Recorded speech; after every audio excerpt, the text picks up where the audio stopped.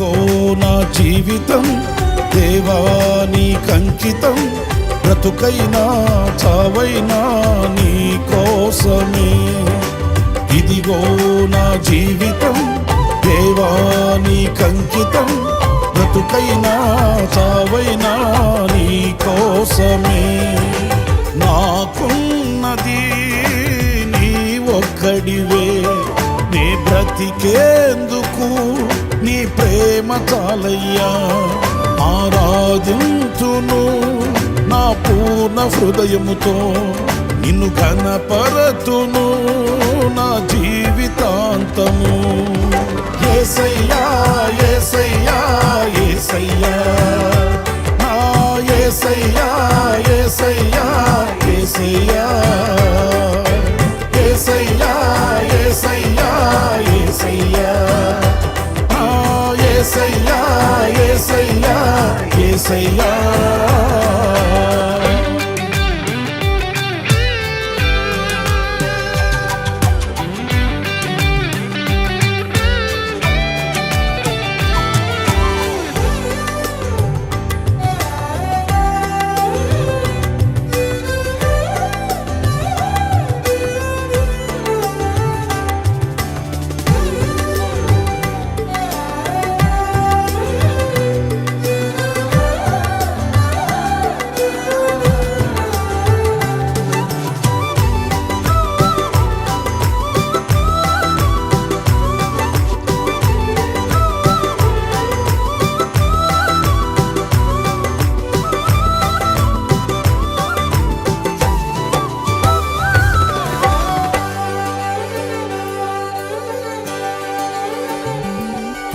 స్తుతులపై ఆసీనుడా, పరిశుద్ధతలో మహనీయుడా, స్వరమండలము సితారతో నిన్ను కీర్తింతును.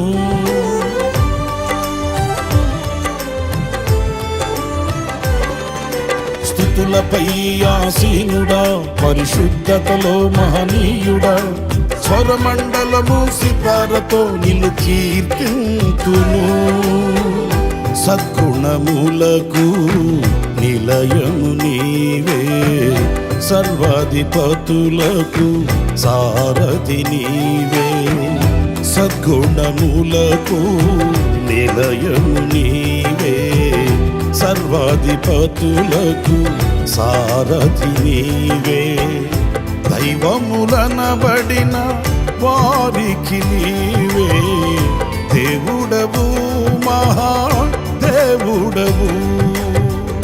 దైవములనబడిన వారికి నీవే దేవుడవు, మహాదేవుడవు.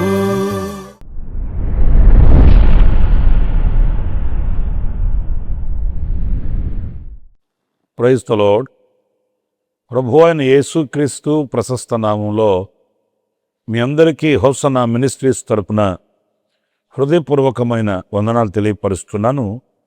ప్రభు మిమ్మల్ని ఆశీర్వదించి దీవించునుగాక. ప్రియులారా, పరిశుద్ధ గ్రంథంలో నుంచి ఒక మాట ఈ పూట మనం ధ్యానిద్దాం. రాజుల చరిత్రలలో హిజ్కియా చరిత్ర ఒక ప్రత్యేకంగా కనిపిస్తుంది. భక్తి కలిగిన వాడు, వైరాగ్యం కలిగిన వాడు, దేవుని యెడల అచంచలమైన విశ్వాసం కలిగిన రాజు అని చెప్పడంలో సందేహమేమీ కూడా లేదు. అతడు యెహోవాను హత్తుకొని బ్రతికాడని, ఆయనను వెనుతిరుగక బ్రతికిన సాక్ష్యం హిజ్కియాకు ఉంది. ఈ హిజ్కియాను గురించి మనం పరిశుద్ధ గ్రంథంలో చదివినప్పుడు యెషయా గ్రంథం 38వ అధ్యాయం మొదటి వాక్యంలోని మాటలు నేను చదువుతున్నాను. ఆ దినములలో హిజ్కియాకు మరణకరమైన రోగము కలుగగా ప్రవక్తయు ఆమోజు కుమారుడునైన యెషయా అతని యొద్దకు వచ్చి, నీవు మరణమవుచున్నావు, బ్రతుకవు గనుక నీవు నీ ఇల్లు చక్కబెట్టుకొనుమని యెహోవా సెలవిచ్చుచున్నాడని చెప్పగా. ప్రియ సహోదరులారా, చూడండి వాక్య భాగంలో దైవజనుడు ప్రవక్త యెషయా ఈ రాజును దర్శించి చెప్తున్న మాట, నీవు నీ ఇంటిని చక్క పెట్టుకొనమని ఆయన ఆజ్ఞాపించాడు, సెలవిచ్చాడు. ఇక్కడ ఇంటిని చక్కబెట్టుకొనుట అనే విషయాన్ని మనం గమనించినప్పుడు ఇల్లు అనేది జీవిత విధానానికి సూచనగా కనిపిస్తుంది. ఆ రీతిగానే ఆయన నెరవేర్చవలసినటువంటి కార్యకలాపాలే కానివ్వండి, లేదా తన నివసిస్తున్న తన ఇంటినే కానివ్వండి, ఆయన చక్కబెట్టుకోవలసిన అవసరం ఎంతైనా ఉంది. అంటే మన గృహాలు కానివ్వండి, మన నివాసాలు కానివ్వండి, మన జీవిత అనుభవాలు కానివ్వండి, మనం ఎప్పటికప్పుడు విశ్లేషించి విమర్శించుకొని విశదీకరంగా పరిశీలించి చక్కబెట్టుకోవలసిన అవసరం ఎంతైనా కూడా ఉంది. మరి ముఖ్యంగా ఈ రోజులలో ఏ క్షణం ఏం జరుగుతుందో అర్థం కాని అయోమయపు అనుభవాలలో మనం బ్రతుకుతున్నాము. ఏ క్షణం ఏం జరుగుతుందో ఎవరికీ తెలియదు. దేవుని మహాకృపను బట్టి ఈ దినాన్ని ప్రభు మనకి ఇచ్చాడు, అందుకు మనం కృతజ్ఞులం. రేపు మంది కాదు, రేపు అనడానికి రూపులు లేవు. మనం నిన్నటి వారమే కానీ రేపటి వారు కాకపోద్దుమేమో. దేవుని అత్యున్నతమైన కృపను బట్టి ప్రభు మనల్ని ఆయుష్నిచ్చి, ఆరోగ్యాన్నిచ్చి, క్షేమస్థితిని కలిగించి ప్రభు మనల్ని నడిపిస్తున్న సంగతి వాస్తవం. ఇక్కడ నీ ఇంటిని చక్కబెట్టుకొనుము అనే చోట నేను కొన్ని విషయాలు నేను మీతో చెప్పాలి. మన ఇండ్లు ఎలా ఉండాలి, లేక మన గృహాలు ఎలా ఉండాలి, మన నివాసాలు ఏ స్థితి కలిగి ఉండాలి అనేది పరిశుద్ధ గ్రంథంలో ఒక 2-3 వాక్యాలు నేను మీకు చూపిస్తాను. ఒకసారి ఇశ్రాయేలీలు ఐగుప్తు దేశంలో ఉన్నప్పుడు వారు ఆ ఐగుప్తుని విడిచి వెళ్ళడానికి, పాలు తేనెలు ప్రవహించు దేశానికి చేరుకోవడానికి ప్రభు ఒక ప్రణాళికను ఏర్పాటు చేశాడు. ఈ ప్రణాళికలో మనం గమనించినప్పుడు ఐగుప్తు దేశంలో సంహారం సంచరిస్తుంది. ఈ సంహారము మీ ఇండ్లలో ప్రవేశించుకున్నట్లు గొర్రెపిల్ల యొక్క రక్తాన్ని ద్వారములకు పొయ్యమని దేవుడు సెలవిచ్చాడు. ఈ గొర్రెపిల్ల యొక్క రక్తం దేనికి సూచన అనంటే రక్షణకు సూచన. ఆయన రక్తంలో రక్షణ ఉంది, ఆయన గాయాలలో స్వస్థత ఉంది. ఎవరైనా మన ప్రభు అయిన యేసుక్రీస్తు. ఈ యేసుక్రీస్తుకు సూచనగా పాత నిబంధన కాలంలో ఇశ్రాయేలీలు ఐగుప్తులో ఉన్నప్పుడు ఈ గొర్రెపిల్ల పవిత్రమైన పరిశుద్ధమైన ఏడాది గొర్రెపిల్ల యొక్క రక్తాన్ని ఆ ఇండ్ల యొక్క గుమ్మాలకు ఆయన పుయ్యమని చెప్పాడు. అంటే గుడారం అనేది, ఒక నివాసం అనేది, ఒక గృహం అనేది ఎలా ఉండాలి అని అంటే ఈ రక్షణ అనుభవాన్ని కలిగిన గృహమై ఉండాలి. ప్రియమైన సహోదరులారా, మీకు ఒక ఆలోచన వస్తుంది. రక్షణ గృహానిక, గృహంలో ఉన్నవానక అనంటే గృహానికని మాత్రమే కాదు. ఆ గృహంలో ఉన్నవాళ్ళు రక్షించబడాలి అని అనుకుంటే ఆ ఇంటికి ఒక గుర్తు, ఇది రక్షించబడిన వాని యొక్క గృహము, ఇందులో రక్షించబడిన వాళ్ళు ఉన్నారు, ఇందులో తప్పింపబడిన వారు ఉన్నారు అనే ఒక నిదర్శనం ఇక్కడ మనం గుర్తించవలసి వస్తుందండి. మీరు ఆలోచించండి. ఈ రోజున మన కుటుంబాలలో, మన గృహాలలో రక్షింపబడిన అనుభవాలు అంటే యేసుక్రీస్తు రక్తంతో కడగబడిన, పవిత్రపరచబడిన, పరిశుద్ధపరచబడిన అనుభవాలు కలిగిన వ్యక్తులు ఉంటున్నారా? లేక లోకాన్ని ఇంట్లోకి తీసుకొని వచ్చి పెట్టుకొని లోకంతో స్నేహం చేస్తూ లోకపు నీడలో నిద్రపోతున్నారా అనేది మనం విమర్శించుకొని చక్కదిద్దుకొనవలసిన, చక్కబెట్టుకోవలసిన విషయాలండి ఇవన్నీను. ప్రియమైన సహోదరులారా, మనకు ఉద్యోగాలు ఉండొచ్చు, రక్షణ ఉందా? ఆస్తులు ఉండొచ్చు, రక్షణ భాగ్యం ఉందా? అంతస్తులు కట్టుకొని మిద్దె మేడల్లో మనం బ్రతుకుతూ ఉండవచ్చు, కానీ శాంతి సమాధానాలు మన గృహాలలో నిలిచి ఉన్నాయా అని ఆలోచిస్తే మనం చక్కపెట్టుకోవలసిన అవసరం ఎంతైనా కూడా ఉందండి. అంటే ప్రతి గృహానికి కూడా, ఇశ్రాయేలీయుల యొక్క ప్రతి గృహానికి కూడా ఆ రక్తపు గుర్తులు ఉండాలి. అంటే ఆ నివాసంలో నివసించుతున్న ప్రజలకి ఈ గుర్తింపు ఉండాలి. వీళ్ళు రక్షింపబడిన వాళ్ళు, శుద్ధీకరింపబడిన వాళ్ళు అనే గుర్తింపు లేకపోతే సంహారం చేతిలో నుండి తప్పింపబడలేరు అనే విషయాన్ని మనం గుర్తించాలి. ప్రియులారా, ఈ రోజున ఎన్నో రోగాలు కానివ్వండి, తెగుళ్ళు కానివ్వండి, విపత్కరమైన పరిస్థితులు కానివ్వండి, మనిషి మీద, మానవుని మీద, లేక కుటుంబాల మీద దాడి చేస్తున్నాయి. బ్రతికి బట్టగట్టి బైబిల్ పట్టుకుని బజార్లో కనబడుతున్నాము అని అంటే దేవుని కృప తప్ప మరొకటి లేదనే విషయాన్ని మనం గుర్తించాలి. మరి ఈ రోజున నేను ఒక మాట అడుగుతున్నాను, నా ప్రియమైన సహోదరులారా, మన ఇంట ఇలాంటి రక్షణ అనుభవం లేకపోతే ఈరోజు మనం దేని కొరకు ప్రయాసపడి దేనిని సంపాదించుకొని కూడగట్టుకుంటున్నామనే ప్రశ్నకి సమాధానం చెప్పాలి. మన ఇంటిని చక్కదిద్దుకోవలసిన అవసరం ఉందనేది ఈ వాక్యాన్ని బట్టి నేను మీకు తెలియపరుస్తూ ఉన్నాను. మరొక విషయాన్ని కూడా నేను మీకు జ్ఞాపకం చేస్తాను. ద్వితీయోపదేశకాండం 6వ అధ్యాయం 6వ వాక్యం చదువుతున్నానండి. నేడు నేను నీకు ఆజ్ఞాపించు ఈ మాటలు నీ హృదయములో ఉండవలెను. నీవు నీ కుమారులకు వాటిని అభ్యసింపచేసి నీ ఇంట కూర్చున్నప్పుడును, త్రోవను నడుచున్నప్పుడును, పండుకొనున్నప్పుడును, లేచున్నప్పుడును వాటిని గూర్చి మాట్లాడవలెను. పిల్లరా, ఇక్కడ నీ ఇంట నీ కుమారులు, నీ పిల్లలు కూర్చున్నప్పుడు, లేచినప్పుడు, నడిచినప్పుడు, నిలిచినప్పుడు దేవుని యొక్క ఉపదేశం వాళ్ళు ముచ్చటిస్తూ ఉండాలంట. అంటే మన ఇంట ఎప్పుడు ఏమి ముచ్చటిస్తూ ఉండాలి, ఏ మాటలు వినబడుతుండాలి, ఏ మాటలను గూర్చి మనం తర్కించుకుంటూ ధ్యానించుకుంటూ ఉండాలి అంటే ఆయన ఇచ్చిన ఉపదేశాన్ని గూర్చిన ఆ ధ్యానం, సంభాషణ మన ఇంట ఉండాలండి. మీరు ఆలోచించండి, ఈ రోజున దేవునిని గూర్చిన ముచ్చట తక్కువైపోయింది. లోకంలో జరుగుతున్నటువంటి ముచ్చట్లను గూర్చి ఈ రోజున ఎక్కువ వింటున్నామండి. లోక సంబంధమైన ముచ్చట్లు ఎక్కువైపోయినాయండి. ఎక్కడో ఏదో జరుగుతుంది, రోజంతా దాన్ని ధ్యానించుకుంటూ కూర్చుంటున్నాం. మరి ముఖ్యంగా ఈ రోజున సోషల్ మీడియా చూడండి, న్యూస్ పత్రికలు చూడండి, న్యూస్ వినండి, ఏది పట్టినా ఈ రోజున ఆందోళన కలిగించేవి, భయభ్రాంతులు కలిగించేవి, మనస్సుని చలింప చేసే వార్తలు మనకు వినబడుతున్నాయి. ఇక వాటిల్ని ధ్యానించుకుంటూ, వాటిల్ని తలపోసుకుంటూ ఇక దినమంతా వాటిల్నే మనం మనసులో నెమరు వేసుకుంటున్నామండి.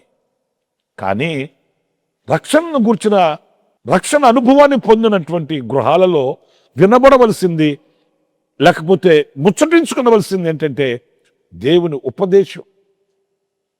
మన పిల్లలతో మనం సంభాషించాలి. మన పిల్లల నోట ఎప్పుడూ దేవుని మాట వినబడాలి.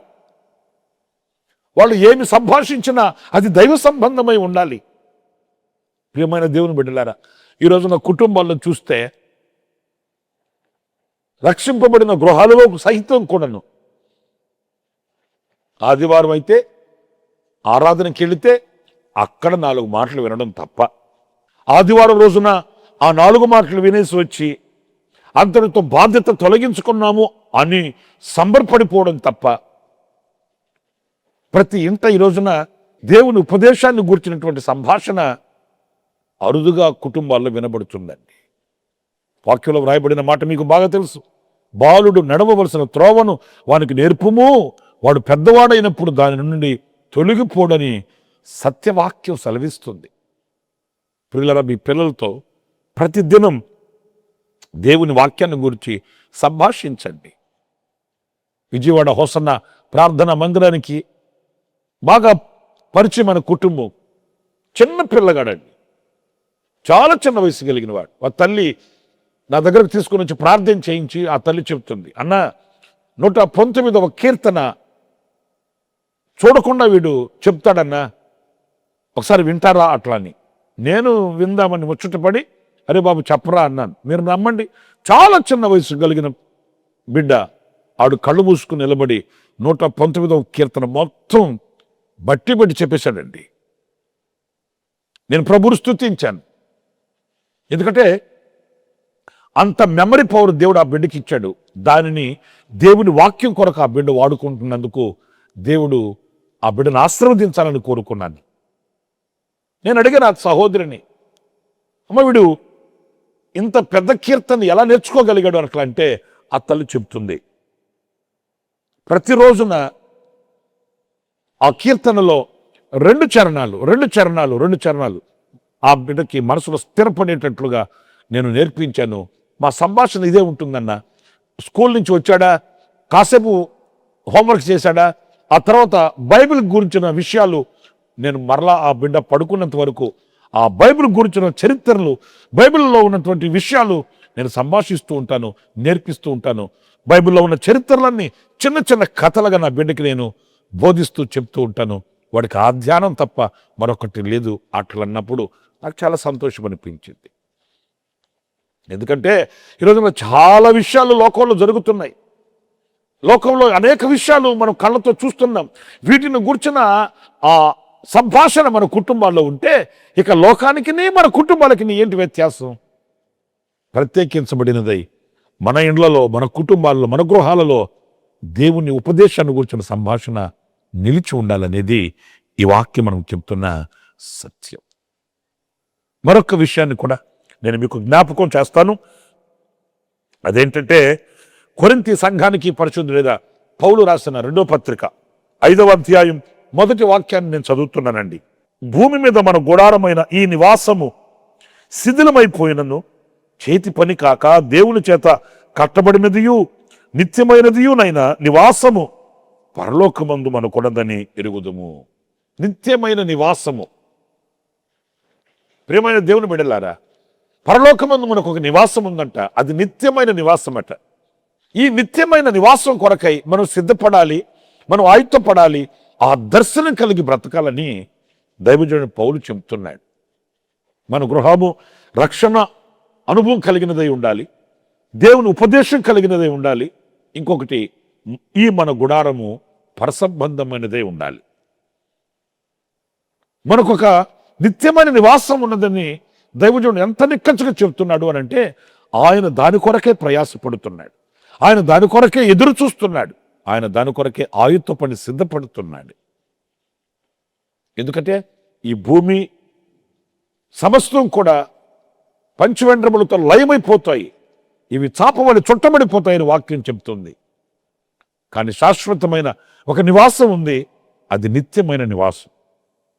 దాని కొరకు మనం సిద్ధపడుతూ ఆ ఇంటి కొరకై మనం చక్కబరుచుకుంటూ ఈ భూమి మీద ఉన్న ఈ గుడారంలో, ఈ నివాసమందు మన ఇంటిని మనం విశ్లేషించి పరిశీలించి దానిని చక్కదిద్దుకొని ఈ లోకాన్ని విడిచిన తర్వాత ఆ నిత్య నివాస గృహానికి వెళ్ళడానికి మనం ఒక దర్శనం కలిగిన విశ్వాస సంబంధమైన వ్యక్తులమై ఉండాలని దేవుని వాక్యం సెలవిస్తుంది. అందుచేత మన నివాసాన్ని, మన గృహాన్ని మనం చక్కదిద్దుకుందాము, సిద్ధపడుదాము. పవిత్రతను కాంక్షించి ప్రభు రాకడ కొరకు మనం సిద్ధపడి ఆయుత్తపరచబడి ఆయన ఆగమనము కొరకై వేచి చూద్దాము. అలాంటి కృప దేవుడు మనందరికీ అనుగ్రహించాలని ఆశిస్తూ ప్రార్థిస్తున్నాను. జీవాధిపతి అయిన ప్రభువా మీకు వందనాలు చెల్లిస్తూ ఈ వేళ మా ఇంటిని చక్కబెట్టుకోవడానికి మీరు మరొక్క తరుణం ఇచ్చినందుకు మీకు స్తోత్రాలు చెల్లిస్తూ ఉన్నాను. ఆనాడు హిజ్కియాతో పలికిన ఆ మాటల్ని ఈనాడు మేము కూడా ధ్యానించుకోవడానికి సహాయం చేశారు. అందుకు నీకు స్తోత్రం. గొప్ప దేవుడవు, మహోన్నతుడువు, మహోపకారివి నాయన. ప్రభువా, మేము మా గృహాలని రక్షణ గృహాలుగాను, నీ ఉపదేశం కలిగిన గృహాలుగాను, నిత్యమైనటువంటి గృహముగా నైనా మేము కలిగి ఉండడానికి, మరి ముఖ్యంగా ఆ నిత్యమైన గృహానికి చేరుకోవడానికి సిద్ధపాటు కలిగిన వ్యక్తులుగా ఉండడానికి మీరు కృపను అనుగ్రహించి నడిపించమని మమ్మల్ని అందరినీ మీ చేతులు సమర్పించుకుంటూ యేసు నామములో ప్రార్థించి వేడుకొనుచున్నాను తండ్రి. ఆమేన్, ఆమేన్. ప్రభు మిమ్మల్ని ఆశీర్వదించి దీవించునుగాక. ఈ దినమంతా విశేషమైన కృప నా దేవుడు మీకు సమృద్ధిగా అనుగ్రహించునుగాక. ఆమేన్. ప్రతిదినము ఈ అనుదిన కృపాను సందేశముల కొరకు, ఇంకా మరిన్ని ఆత్మ సంబంధమైన సందేశాల కొరకు ఈ మా యూట్యూబ్ ఛానల్ ను సబ్స్క్రైబ్ చేసుకోండి. Pastor Ramesh hosanna ministries.